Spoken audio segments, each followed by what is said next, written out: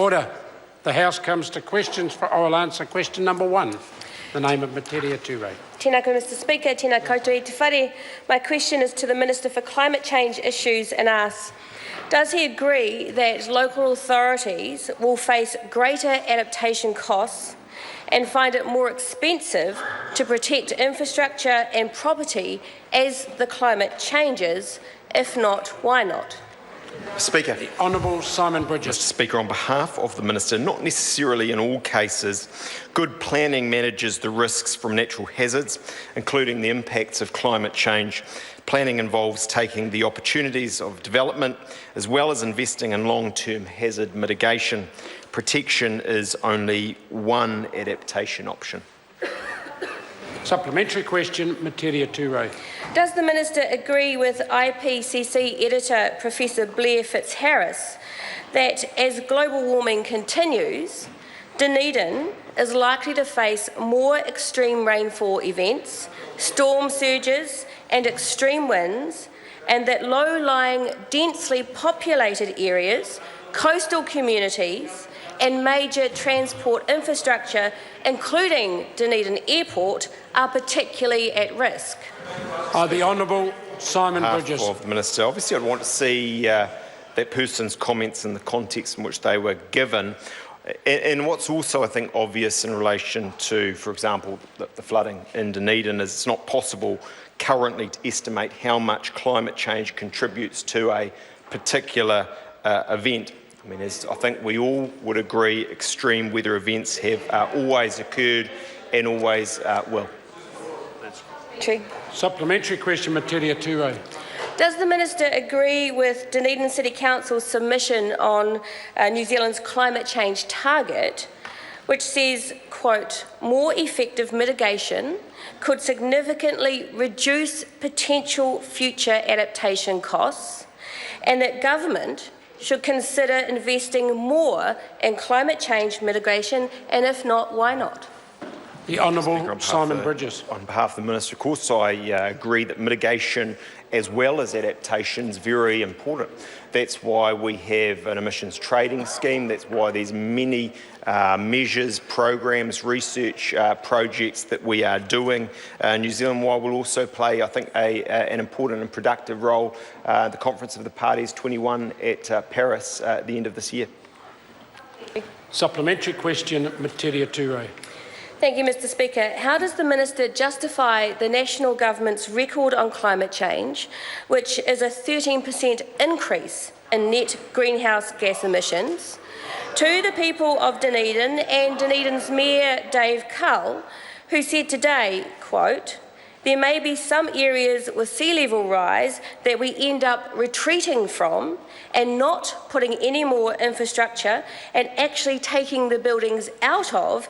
That is the challenge going into the future with climate change.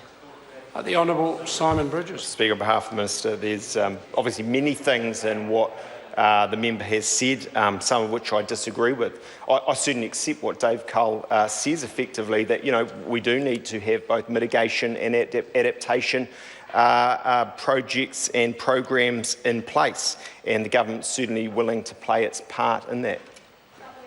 Supplementary question, Metiria Turei. Well, is the Minister then taking into account increased adaptation costs for local councils in determining New Zealand's emissions reduction target, given the Dunedin City Council estimates that engineering options to protect private property and infrastructure in high-risk areas against a 0.3 metre rise in sea level will cost around $10 million, while protection against a 1.6 metre rise in sea level will cost around $150 million?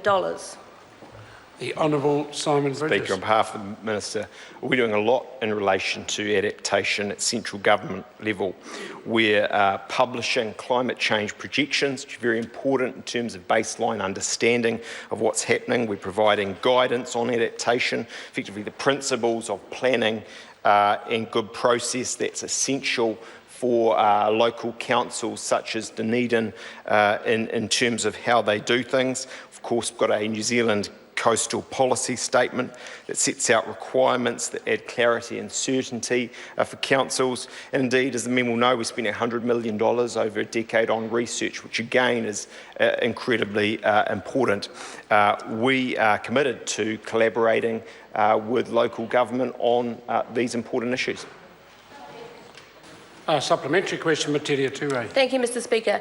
By not taking urgent leadership on climate change, hasn't his government abandoned the Dunedin City Council and the people of Dunedin to pick up the cost of more extreme rainfall events like yesterday, when the city was swamped in 24 hours by 2 months' worth of rain, causing flooding, electricity outages, sewage overflows, the evacuation of rest homes and schools, the Otago Peninsula cut off, and which left the side of State Highway 1, quote, looking like a canal? Order. Honourable Simon Bridges. Speak on behalf of the Minister. It would be really good if the member would take a science-based approach to these things.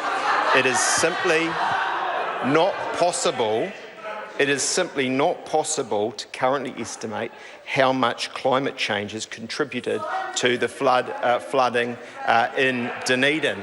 I'm sure actually all scientists would agree with me on that. What I can say is we have a comprehensive climate change policy in New Zealand that spans the full gamut of both mitigation and adaptation measures, and we can hold our head up well internationally on that. Supplementary question, Metiria Turei. Thank you, Mr. Speaker. Isn't the Minister confirming that by his dismissive attitude towards the science of climate change, that someone is paying the cost of him doing nothing on this issue, and that this week it just happens to be the people of Dunedin?